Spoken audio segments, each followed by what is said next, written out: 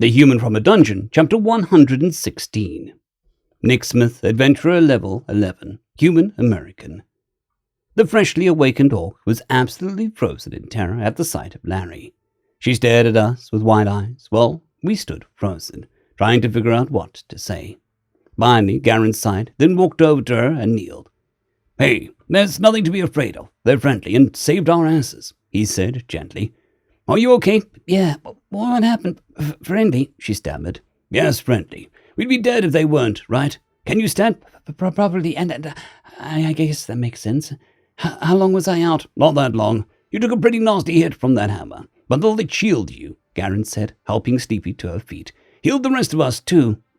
Once he was sure that she was steady, he turned back to us. "Thank you all for your help," he said. "Well, thank you for yours," I replied. "But wait, aren't you that human that everyone's been talking about?" Sleepy asked. "Yeah, this dungeon is where they found me," I said. "Oh, shit. We haven't done introductions yet, have we?" Garen asked with a laugh. "I'm Garen, our party's two-handed specialist. Kyria here is our healer. Nifs is our archer, and Dostin is our mage." "It is a pleasure to meet you," York said with a small bow. "I am York, and this is Nick Smith and Larry Vasselmayro." Larry and I nodded our heads as York gestured to us. "Whoa, wait, York?" Garen asked. "As in Nash and York of Clan Alta?"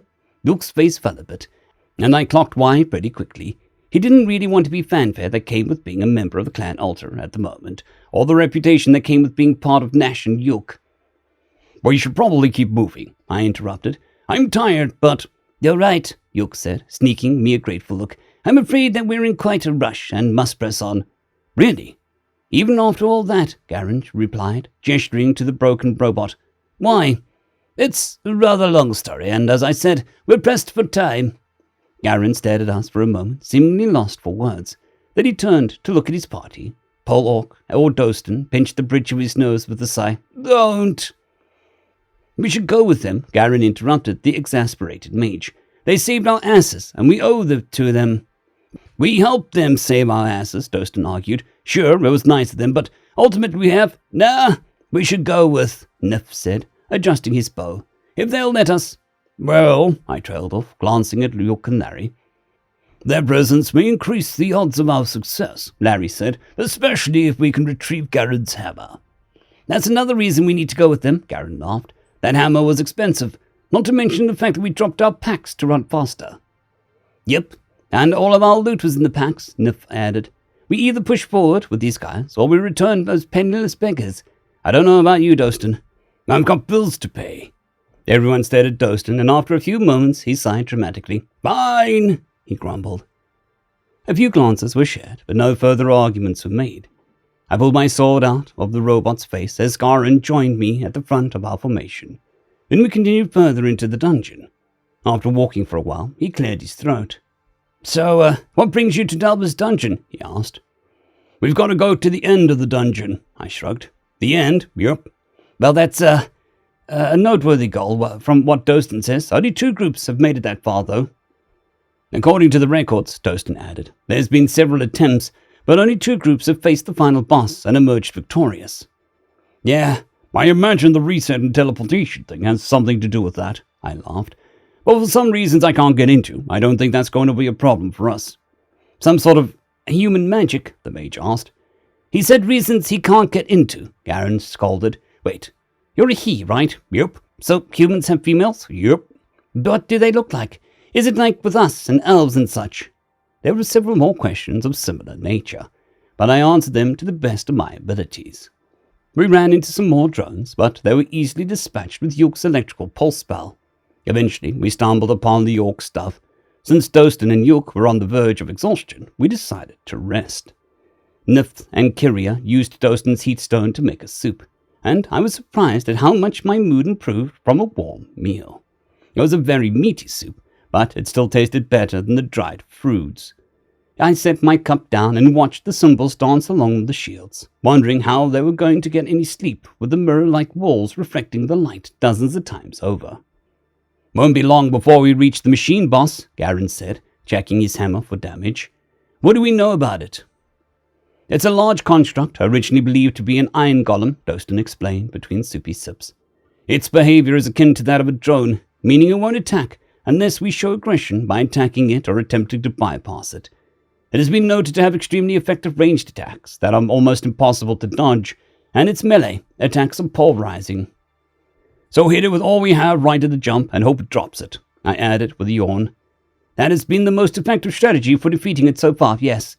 Some parties with extra durable shield bearers have managed to beat it without overwhelming opening salvo, but our shield bearer retired. Retired? Yeah, for personal reasons we can't get into. Garen grinned and winked at me. Oh, don't be so dramatic, Dostin chuckled, though it is somewhat of a long story. We've got time, Nif said. You want to tell it or can I? I'll do it, Carrier smiled. Our party originally formed in Blurpus, at the behest of the great Chief Tormund. Our mission was to hunt some beasts that were attacking caravans, and we meshed really well. Once we took care of the beasts, we decided to continue to work together and began taking quests. She explained that the group took a few jobs together, then decided to start exploring dungeons. After their third run, which paid pretty well, but not as well as they had hoped, their shield-bearer revealed that she had been silently suffering from claustrophobia. Instead of forcing the party to return to the Waste Wandering to accommodate her, she opted to retire as an adventurer. The rest of the group respected her decision, and she returned to her family while her party continued diving into dungeons. Eventually, she became a guard captain for the great Chief Tormund. We were thrilled to hear of it, of course, Kyria laughed. By the time we got to the news, though, we'd already moved here. A few months before they found you, actually. Yep, Garen nodded. Our first run went pretty well, so we decided to do another dive, and then another, and another. Our latest, as you've seen, hasn't gone all that well, Dostin said. So now that we've shared... Right, well, I'm not comfortable going into detail, but I trailed off and looked at them for a moment. They seemed to be decent enough people, but I couldn't shake the warning that the Higher One gave me upon our first meeting. So I explained our goal instead of the journey thus far. I told them about Cass, awakening with Yuk and Nash standing over me, our oath, and that we were hoping to find answers at the end of the dungeon. Oh yeah, where's Nash? Nif asked. I've always heard of you two as a duo. He's been made the captain of the guard, Yuk said proudly. Nash Alter is the new captain guard of Naluva, Dostin asked incredulously. Yes, well, the rumors surrounding my brother and I do not do us just. Chief Glurhan couldn't find anyone else, could he? Just so, Yuk sighed, slightly deflated. Nash is a very capable orc, though, I said. He would probably struggle being in a run-of-the-mill guard, but he'll shine as a guard captain. He's tough, fair, and pretty good at training idiots. I would know. That's not a fair assessment of yourself, Nick, Yuk said. It's likely that he will consider you one of the best pupils he's ever trained. He'd never admit it, though. A small sort of sadness took hold deep within me, but I pushed it aside and chuckled. The sadness wasn't because I longed to hear Nash sing my praises or anything like it. It was because things were changing. With Nash becoming guard captain and Yuk being a professor, it was entirely possible that I would have to continue my journey alone. Part of me was bitter about it, because they had sworn to help me. But I knew how immature that was. Like it or not, they had their own lives to live, and those lives didn't revolve around me. Plus, it was kind of cool to see them grow and become successful. If I'd been told what they'd become when I first met them, I wouldn't have believed it. Well, actually, Nash getting married before Yuk did was certainly believable. Kyria had been glancing at Yuk with all the subtlety of a tank. As usual, though, he was completely oblivious. It wasn't that he was intentionally trying to ignore it or anything. He just genuinely didn't seem to notice. The rest of us, though, had already shared a knowing glance. Poor girl, or girls, actually. He'd kind of left the string of them, come to think of it. So, let's say that we make it to the end of the dungeon, Karen said. What's next for you three? No clue, I shrugged. It depends on what we find. But if we find a door that leads to your home or something, then I guess I go home, but there's no way that's going to be that easy. How do you know? Can't say. Bah, that's no fun. Indeed, Yuk said as he rose to his feet. Well, I, for one, am exhausted. Yeah, me too, Dostin added, finishing his soup. We should rest while we can. After various murmurs of agreement, everyone except Larry tried to get some rest. My sleeping back seemed to be magnetic, but it took some time for me to finally get to sleep. Even though the earlier fight had taken a lot out of me, the upcoming boss battle provided enough nerves to keep me up for a while. But once I managed to get to sleep, I was out like a light. I woke up to find Garen, Larry, and Yuk sitting together, chatting. I lay there listening to Larry calmly explain what his father did to him. I couldn't even begin to imagine my own father doing something like that to anyone, let alone his own family. I tried, though, and my respect for Larry rose once I realized how angry I would have been at that sort of betrayal. It would have cursed me with that sort of anger that never would have burned out. I wouldn't have been able to trust anyone ever again. But that wasn't the case for Larry. He hadn't let it turn him into a monster. He could have easily eradicated the kobolds when he encountered them, but he hadn't, actually. He'd kind of civilized them, ensuring their longevity during his absence. Even with everyone's reactions towards him, he hadn't lashed out. Larry seemed to be peaceful through and through, which made it all the more upsetting that he was betrayed like that.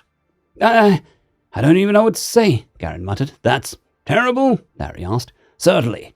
Lichdom is likely the most insidious curse to ever be crafted by the clutching claws of greedy mortals. Through my efforts to find a way to reverse it, I've come to the conclusion that it is a sick form of punishment for those who are arrogant enough to believe that they can escape the greatest equalizer. Equalizer? Death, I said as I joined them. The most powerful emperors, the scummiest of criminals, and everyone in between will die one day. Oh, Garen thought for a moment. But not a lich, though. Ah, a lich can also die, Larry explained. Everything that is of this world can be ended. How do you kill a lich? Destroy their phylacteries, then their physical form. How many do you have? I am prevented from answering that question truthfully by the curse. A lich cannot kill itself, nor allow someone to kill them. Larry looked towards the ground. To quote Gregana the Dark, a lich is a foolish mortal that has forsaken death itself, must for all eternity shun its end. Even as it begs for death, it must claw at its unlife. I haven't heard of Raegar, Yuk said. That's not surprising. She was one of the first mages to study immortality. Most of her writings were destroyed once her sins, which were many, were discovered. Yuk nodded slowly, tactfully refraining from asking what those sins were. I was curious, but figured it would probably be something similar to what Larry's father did. Or worse, even. Well, I'm glad to know the good in you, Lord Vasselmyra, Garen said, standing up. We should head out soon. I'm going to wake the others. I bit into some jerky as he began to shake everyone else awake. By the time they were eating breakfast, Yuk and I were already packing our things. Once everyone else had caught up with us, we disabled the shield and continued on our way. We came across a few more groups of drones, which were quickly dispatched, thanks to Garen's hammer. Then we powered our way through a group of 5 robots. Occasionally, we would stop so that the orc adventurers could pick up something interesting that they might be able to sell. As we walked, the mirror-like corridor slowly began to widen, and the groups of enemies got bigger.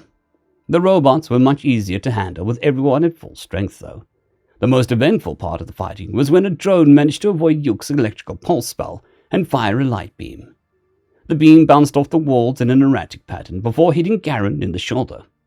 I popped it with my bullet spell before it could get another shot off. Kyria healed Garen while I took care of the rest of the drones. After quite a few more groups of enemies, the ceiling began to rise as well. This actually came as a relief, because the blinding effect of the mirrors lessened the further apart they got. After walking a bit further, we found ourselves in a massive room, the glints of our light barely visible in the distance. Well, this definitely looks like a boss chamber, Garen said. Let's see if we can find... The floor shuddered as a screech of metal cut him off. End of chapter.